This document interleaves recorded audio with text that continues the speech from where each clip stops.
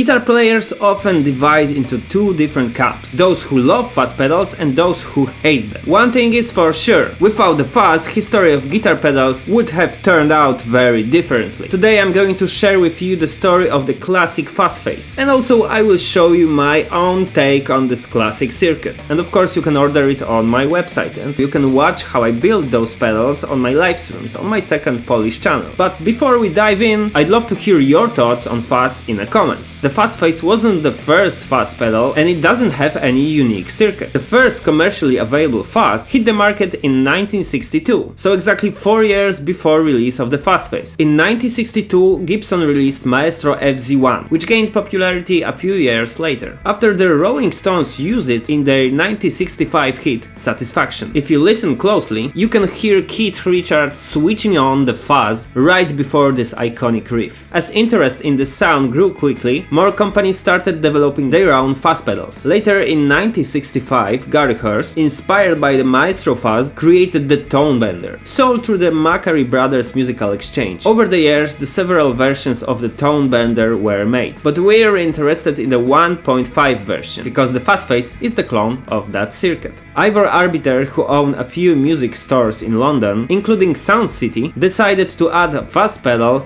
to their lineup. He used the round microphone stand bottom to house the electronic circuit of the Fuzz Face, which made his product to stand out with a unique look compared to the other pedals at the same time. The pedal got its name from the round shape, and the layout of the knobs along with the company name created a face with eyes and smile. Fuzz Face became the essential part of the sound of musicians like Jimi Hendrix, David Gilmour or Eric Johnson. As for the circuit itself, it's not groundbreaking. It's essentially a slightly modified audio amplifier with two transistors. Despite its popularity, the circuit is not perfect. I remember getting my hands for the first time on the original Fuzz Face, and I was super excited to play it. But when I plugged it in and played a few notes, just meh.